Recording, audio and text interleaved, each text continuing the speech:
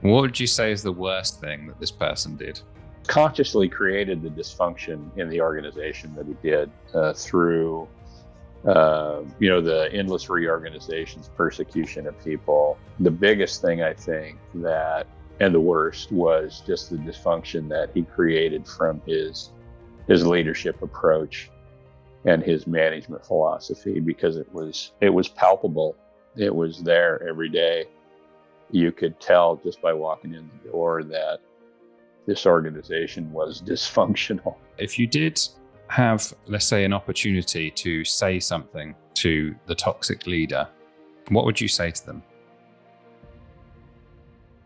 The Tom Screen podcast is owned and made possible by Ethical Marketing Service. If your business is struggling with Google or Facebook ads, maybe you're frustrated figuring it out, or there's a performance issue, Ethical Marketing Service has worked on hundreds of accounts and we can help in this area. We offer a 30-day money-back guarantee, and for every direct account we look after, we sponsor a child in a developing nation with food, water and education. If you would like to find out if we can help, it's a free, no salesy consultation call, and the link is in the description. Enjoy the episode.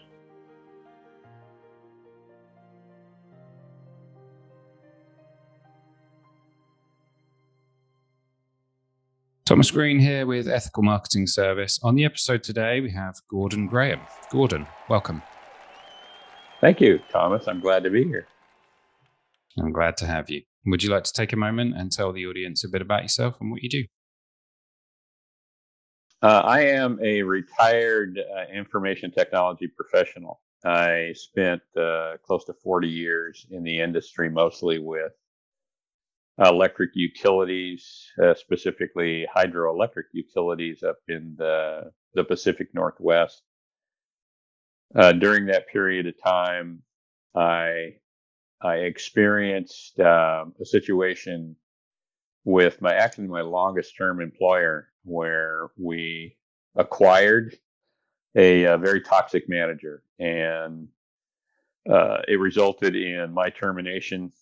I guess the conflict between our particular management philosophies resulted in my termination, and as a result, I was encouraged by family, friends, acquaintances to record this story, to write a book about that experience. And it took me quite a while after I had retired to get around to doing it. But then I finally realized I didn't want to be in a situation where I knew I didn't have time left to get it done, and realized that I hadn't done that, sort of an unfulfilled purpose type of thing. And so I wrote a book, and it's called the Intrepid Brotherhood. It's actually on the wall behind me on a plaque. Looks like this. Available most of the typical book outlets. And anyway, it's been an interesting process. Sort of a catharsis for me to finally get the whole episode off of my chest, so to speak. But really, I wrote it as a lesson type of book, cautionary tale, so to speak, for board members, CEOs, any employee that might want to avoid the same type of dysfunction in their own organization. So that's who I am and why I'm here. Thank you for sharing it. It sounds like a very worthwhile read. You mentioned it being cathartic. Was it quite a therapeutic exercise for you to do it, or was it quite painful? Well, both, but for the most part, it was fun. There's really no other way to put it. Revisiting those things and having conversations with people that I hadn't spoken to in years, and detecting their level of engagement and cooperation and support that I got from them was extremely rewarding. And it just it made me feel better about the whole experience, being able to tap their memories and the resources available to me to get this down in print, to be able to provide people with this type of guidance or lesson, so that they may be able to avoid the same type of thing in their own environment. I would like to get into should we say, the story that you have written about, but at the same time, I'm interested to know what you'd like people to take from it. So if your aim being, the reason why you wrote the book, what would you like people to take away from reading it? I think the realization, especially in today's environment and contemporary leadership writers, the thing they emphasize is an inspirational approach, a servant leadership approach, in contrast to someone who is self-serving and creates a toxic environment for their own benefit and their own advancement, I suppose, at the expense of virtually everybody else in the organization and the organization as a whole, because it has a tendency to change the mission and vision of the company, and that ripples down through the whole organization. And people have a tendency to, well, there's a dilemma. You have to decide whether or not you want to support that new strategy, or if you believe in what the company was trying to achieve initially when you signed on. And depending on which way you go, it will determine whether or not you physically check out, just decide to unsubscribe to the whole situation, or if you mentally check out and decide to become a sycophant and follow this new leadership philosophy and strategy, and mentally check out and just go to work every day and perform your duties. I suppose I'm still searching for an audience for this book. And I think the best application of it is probably as a case study in MBA programs, leadership programs, workshops. It's a terrific example of what can happen if you get the wrong person in charge of your organization. I hope that answered your question. Yeah, I think so. It does make me. You said one thing which, for whatever reason, I don't know why, I thought it was more than one person. Was it really one bad hire essentially to run the company, which then had a highly detrimental effect on the rest of the company? So essentially, it was one person, but the interesting thing about it is that depending on that decision people make in that dilemma when they're trying to decide whether or not they agree with that individual and want to follow that leadership model, that one person can, just through that synergy, can grow, have larger tentacles through the entire organization, represented by other people. And so those followers have a tendency to perpetuate and extend that type of toxic environment, whether or not they are conscious of it. If they have subscribed to that philosophy, then yeah, that one person becomes many. And I think it happens probably in every situation like that. You will have a number of people who just haven't disciplined themselves to know what inspirational leadership and true leadership really is, and can't recognize what's happening to them and what's being done to their company. So you mentioned servant leadership and inspirational leadership. If you had to describe what this person's approach was to leadership, what their philosophy is to taking over a company, how would you describe it? Well, toxic's probably the most commonly used term, manifested, I guess, in things like persecution of individuals that didn't immediately subscribe to his philosophy. I mean, just persistent persecution, progressive persecution. And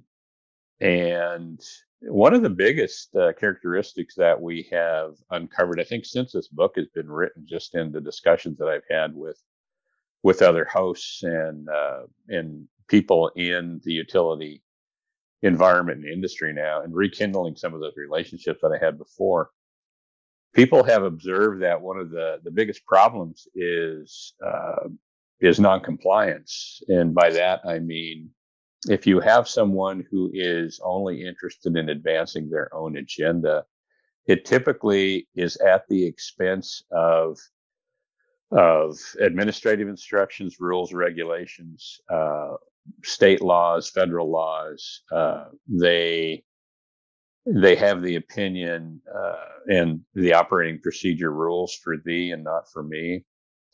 And so every one of those policies that you, in your capacity, whatever it is, as an employee, have been expected to adhere to for your entire career, suddenly becomes optional, discretionary for the person who's leading your organization. They can circumvent hiring procedures, contract procedures, virtually everything that dictates how your business is supposed to be run becomes not necessarily unimportant, but a secondary thought to someone who is in the frame of mind of the person that I'm referring to, and the main toxic leader in my book, in my story. So that's one of the biggest things, is that noncompliance, and it should, as an employee, make you feel uncomfortable, very uncomfortable, because the whole implication is that at some point someone's going to come in, someone with the appropriate authority is going to come in and say, well, this is not adhering to the requirements that you're supposed to follow, and so your organization can and should incur penalties and go through some kind of correction process. And unfortunately, a lot of times it doesn't happen to the degree that it should. There are things that are overlooked, swept under the rug. Whoever the audit function is performed by, there is some influence to have them discover another result than what is actually there.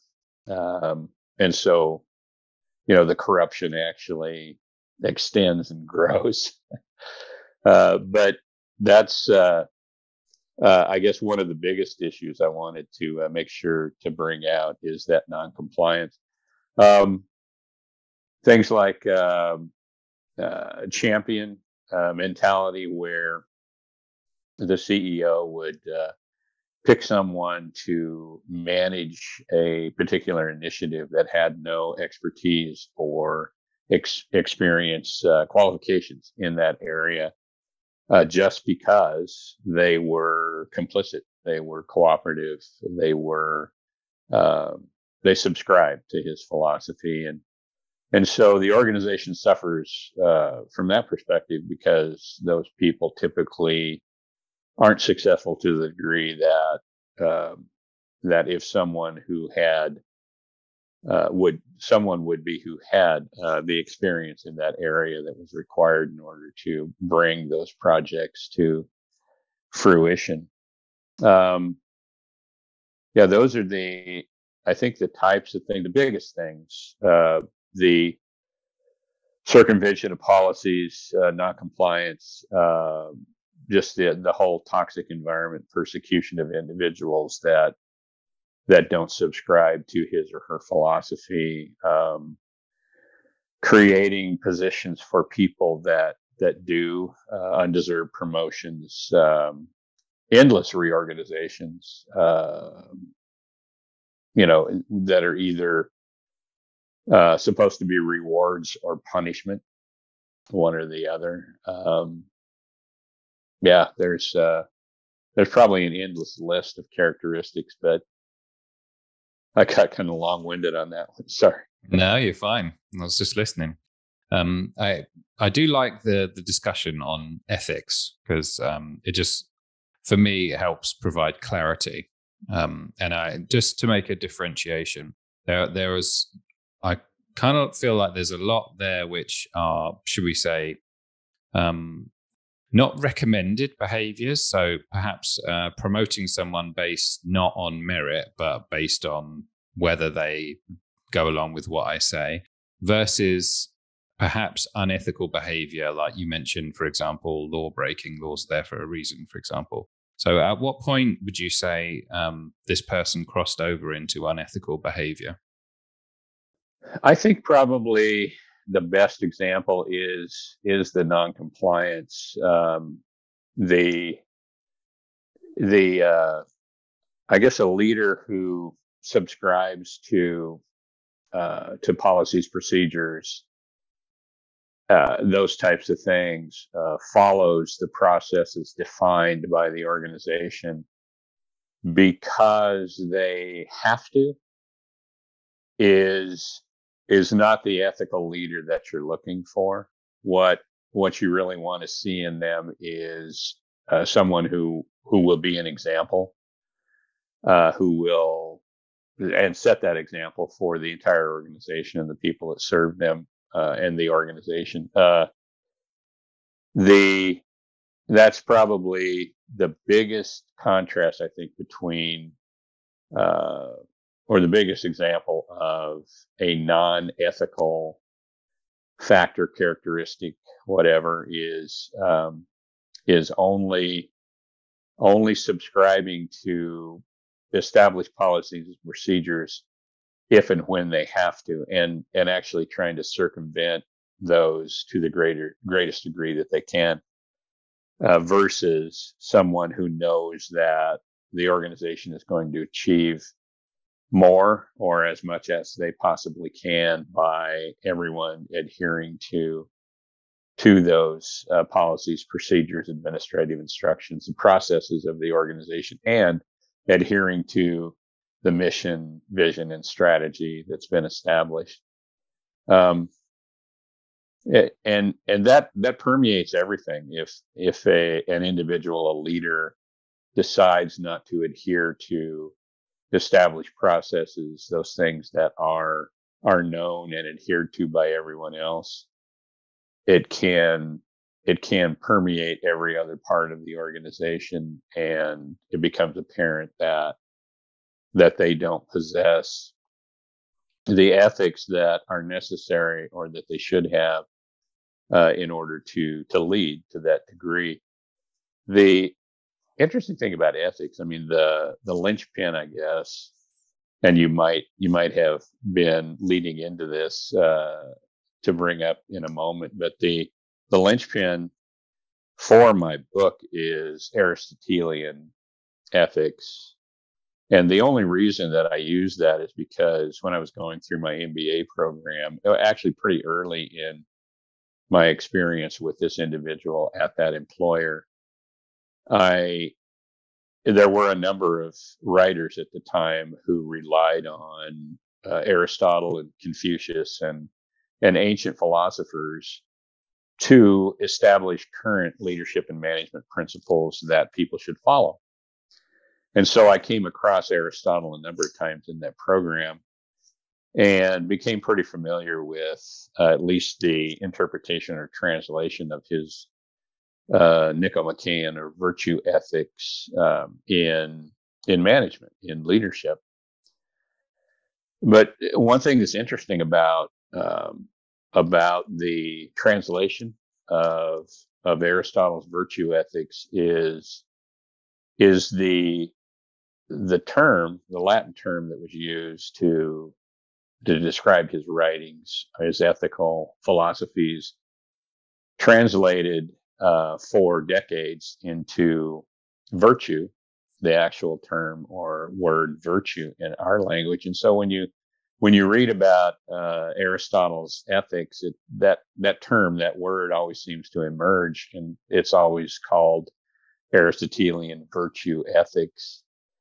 But more recently, I came across a article that said that word may better be translated as excellence, rather than virtue, because we have a tendency in Western society these days to ascribe different things to virtue. There's religious doctrine, there's just behavioral things that we think are dependent upon that term, that concept. But if you translate the Latin term that described his ethics into ethics, or into excellence rather than virtue, it leaves you with the impression that what you're actually trying to achieve is the proper state or condition for a human, rather than something that is virtuous, because it just brings a whole lot of things to the table when you use that term. So performing well in the function of being a human is really what he was trying to convey, I think, with his ethical concepts of wisdom and temperance and bravery and justice. Anyway, those are the things that I came to realize as I was writing this book. I used Aristotle as kind of the centerpiece for a couple of reasons. One was just to establish the conflict, or the upcoming conflict in the story.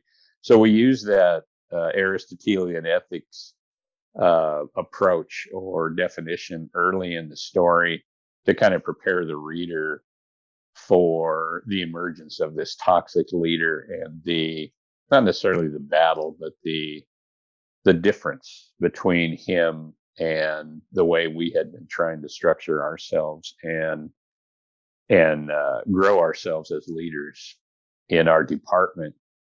And then later on in the book, there is a part where, after the trial, my claim against the PUD, the company came to trial.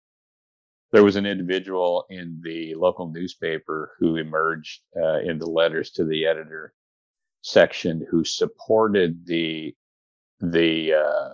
employer, the district, my former employer, to the degree that he pretty much assassinated my character and questioned my motives. And actually, he was the only voice at the time who took the side of the organization, of the company.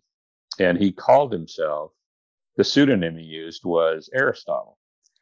So it was kind of doubly interesting that we kind of created this, not created, but experienced this conflict between our Aristotelian approach to building our organization, our department, the staff within our purview, so to speak, with these ethical characteristics, and the battle that we had against the toxic leader, and we used Aristotle as the example, and then this individual emerged with completely the opposite perspective late in the story, and characterized himself as Aristotle. And I don't know who that is. We suspect we know who that individual was, but since he used a pseudonym, he or she, we decided that we didn't really want to know, because it's part of the mystery, and it fit well, leaving it that way in the story at the end there, leaving this person as a mystery and unknown, because just relating that discrepancy, that conflict, that I guess juxtaposed position was enough. And calling himself Aristotle was just really, really interesting. Well, it's interesting that you mentioned the excellence rather than virtue point, because the quote, which is attributed to Aristotle, rightly or wrongly, is excellence is not an act but a habit. It's something that people always say about him. And one thing which is completely not related to what I just said, that I want to ask you about, is the person named in the book? Yes, that's one big decision that I had to make when I went into this, because it is a memoir. but you always have the option to use made up names, avoid actually naming people. So I went through a couple of legal workshops, consulted with a couple of literary attorneys, as well as my former legal counsel up where these events occurred. And then I also asked my ghostwriter, who I should mention, I don't want to overlook John DeSimone, who actually put all this together for me. I had the outline, I assembled all the resources, and most of what he wrote, admittedly, was from those resources and his interviews with me. And so the book is mine. I'm the author, but John actually put it down on paper, so to speak. And so he was a great resource, but he was also someone I consulted about using real names. And in the end, I am satisfied. I was satisfied that that we could tell this story without defaming anyone, and because it's the truth. I mean, it's all based on fact. I had 7 boxes of legal files that were retained by my attorney up there that he graciously just handed over to me when I told him I was going to write this. And then the archives from the newspaper up there were a tremendous resource. Absolutely indispensable for getting this done. So yeah, it's all based on fact, and there's hardly anything in there that we didn't make leaps as far as judgments on people's character. We just documented the facts, related the facts, and some of it's left up to the reader to make their own judgment or decision. But yeah, we used real names, and that individual, that toxic leader, is named, referred to in innumerable places in this book. So there's very few people that we chose not to name. And usually in those situations where we didn't, it's because they just weren't integral, or it wasn't necessary to enhance the story. And have you gotten any feedback from people that you knew at the time, or people that were in the story? I've gotten a tremendous amount of feedback from people that I knew, former staff members, other department heads. There's a concept, of course, it's in the title, but there's a concept in this book of a brotherhood, and what that is the idea that there were a number of us in mid-management positions who realized that what this individual was trying to do was contrary to the mission and vision of the organization, and was detrimental, was creating dysfunction. And so all of us suffered to some degree. Some were chased out earlier than I was. Some left voluntarily. Some were demoted, persecuted until they got in that kind of constructive discharge mentality and realized that they needed to move on voluntarily. I was terminated, not for cause, but for a reason or a situation that they fabricated. And that's the reason I came back with my claim, because I knew that there was no way that they could defend that position. And it turned out that we prevailed, and it was true that it was obvious the manipulation and what they were trying to do. So the brotherhood concept is central to this story, and a lot of those people provided a great deal of material for this book. And actually, a lot of things that we talked about and that they related to me, I couldn't include in here just for the sake of space and economy. I guess that if we told all the stories that were available, this would have been huge. It would have taken a lot longer than it did, but it presents the opportunity that we may go back at some time and do a Brotherhood Revisited or something, and tell some of the stories from their departments, because they're really, really good. What would you say is the worst thing that this person did? The worst thing. So just from a kind of a categorical perspective, I think the worst thing that he probably did was consciously created the dysfunction in the organization that he did through the endless reorganizations, persecution of people.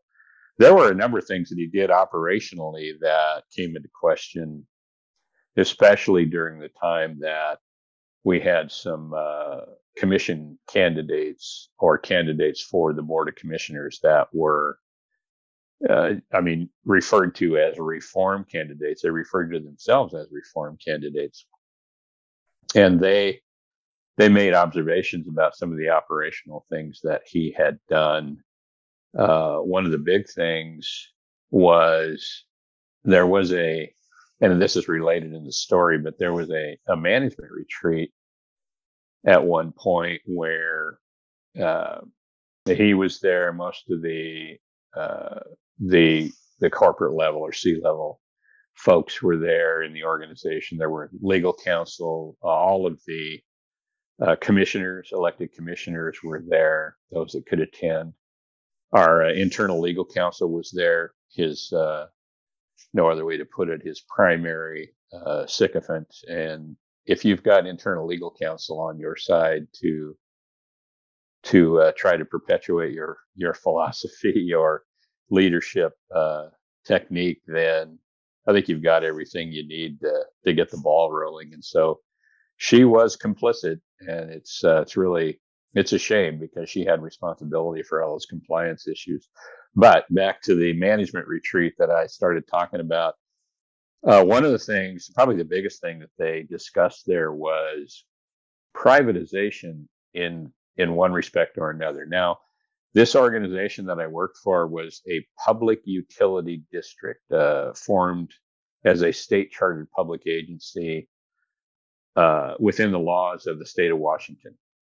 And by that entity, what it implies, what it specifies, is that it is technically it's owned by the ratepayers. It's a government. It's a government institution. It is not a private utility. And the privatization things that were discussed are still kind of squishy. There was no final definition, but the speculation, strong speculation, in fact, there's some documentation to this fact, is that what they wanted to do was to spin off or create a private entity that would have jurisdiction over what we called wholesale power sales. Now, the hydroelectric facilities in the Northwest, they produce power to meet their committed contractual obligations and to serve the local community. Once those have been met, then there is a surplus, typically, that can be sold as a commodity on the open market. Those power markets emerged back in the 90s, I think, maybe the late 80s. And it became pretty lucrative for even public utilities to be able to sell wholesale surplus power on the open market. Well, the concept at this management retreat was to create an entity to spin off this wholesale power function, privatize it, and to have officers,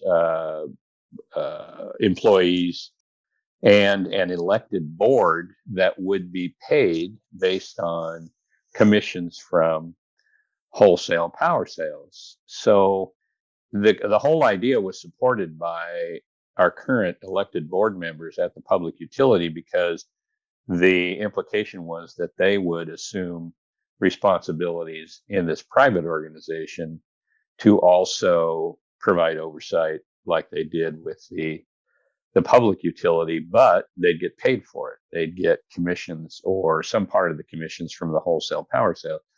Well, this raised some hackles, obviously with community leaders when they learned about this privatization attempt, because those wholesale power revenues should have been put back into the organization to keep rates down, to improve transmission and distribution, to just help with the operation and objectives of the public utility side.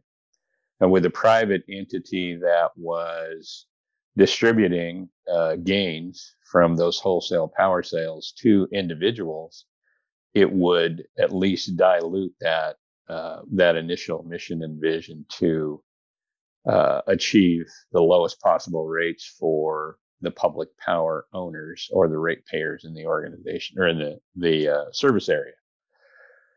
So that's what that was all about. That's one of the biggest operational things that he did that came into question. There were others, but the biggest thing I think that, and the worst, was just the dysfunction that he created from his leadership approach and his management philosophy, because it was palpable. It was there every day. You could tell just by walking in the door that this organization was dysfunctional. If you did have, let's say, an opportunity to say something to the toxic leader, what would you say to them? What would I say? I would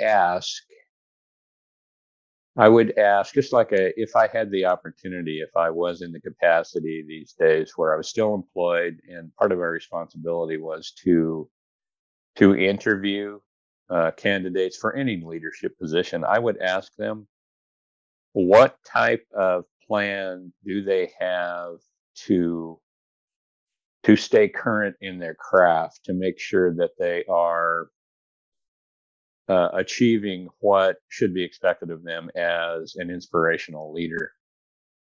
I actually did. Yeah, at least in some respects. Part of the story is a recognized meeting that I requested and had with this individual offsite one evening, and it was under a program that was supposed to provide some cover or I guess lack of accountability for what you said or what you asked. It was supposed to be just kind of an open conversation with no retribution as a possible result. And so I asked if I could meet with him. We met after hours, and I told him about the dysfunction that I was recognizing in the organization. And the overall objective was to get my function, which was information technology, integrated at the strategic planning level. The observations I made included, if we don't do that, then this very, very important function, the information technology function, will always be reactionary. There will be a group of people, you, the commissioners, the rest of the executives, who will set critical success factors and tactical initiatives or whatever at the strategic level, and then we will be expected to try to fit our resources to achieve those things for you as best we can, with no model to follow, with no guidance, with no inclusion. And it just doesn't make any sense. If we had representation at the planning level, at the table, then we would at least be able to provide our input at that point, so we could determine what impact it would have on our resources, how we needed to prioritize where we dedicated those resources to get work done in order to maximize the strategic objectives of the organization. But in the absence of that, we will always be reactionary. And the reaction that he had, the result of that meeting and me making that observation, surprised me a great deal. I don't know why it did, because I already knew his character, but he took offense to me making an observation that any organization that he managed would or could be dysfunctional, even though the analysis, I think, would be the same for everyone, that he was creating the dysfunction. And he gave me kind of a obscure ultimatum that what I really needed to do was to improve my function, or there would be consequences. And he didn't specify what, but he needed to do that in order to bring his reaction full circle, because he had already made it apparent that he didn't like the fact that I had recognized this dysfunction, or at least purported that he was responsible for an organization that was that dysfunctional. And I think maybe he recognized that I might be attributing at least part of that to him. So that was a big clue, and actually started my downward spiral. There was really nothing I could do to dig out of that hole after that point, even though my supervisors and myself, we dedicated ourselves to implementing best practices, IT service management, project management, and change management procedures within our own department. And we embarked upon a program to transition from, I guess, internally focused IT professionals who have a lot of times have a hard time communicating. I mean, admittedly, IT folks are viewed as a lot of times as cynical and sarcastic, and they are. So we recognized that, and tried to get people to to push their limits and move out of that shell and become more customer focused. And so we were doing all of that, but we got no credit for it, no recognition. And I certainly wasn't going to be recognized for any of those things, because he had already put the target on my back. Well, I suppose in a sense you've already said your piece then to him, and you've also done a great job of getting the book out. So congratulations for that. I also think it looks like there's probably a lot to learn from the book, so well worth a read. Is there something that I should have asked you about today that I haven't? I don't think so, other than I think I already mentioned that the book can be obtained on Amazon, Barnes and Noble, I think Apple Books, virtually everywhere that people would normally acquire something like that. And then my website has a lot of information. It's just called intrepidbrotherhood.com. And out there's a lot about my background. There's some testimonials. It shows where the book can be obtained. I just started a blog, which is going to keep me busy. I think I need to invest more time in the promotion of this than I have been. And so I'll be blogging some stuff about leadership topics and issues and stories from that period of time. So maybe that's where I'll insert some of those things I got from other members of the Brotherhood.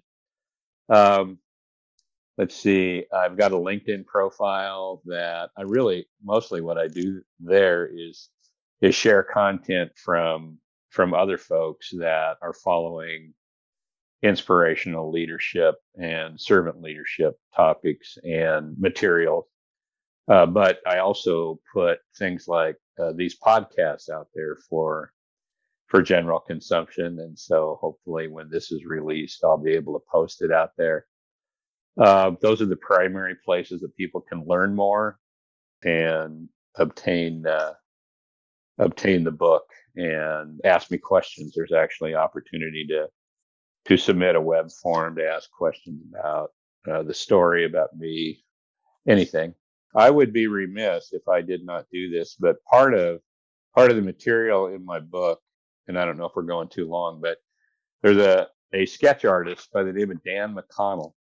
And during the period of time that all these events were taking place back a number of years ago, he was submitting these sketches to the newspaper that chronicled each one of them. So Dan was the actual conscience of the community at the time. And after I got this book written, John and I finished the manuscript, and I was beginning to look for a publishing outlet.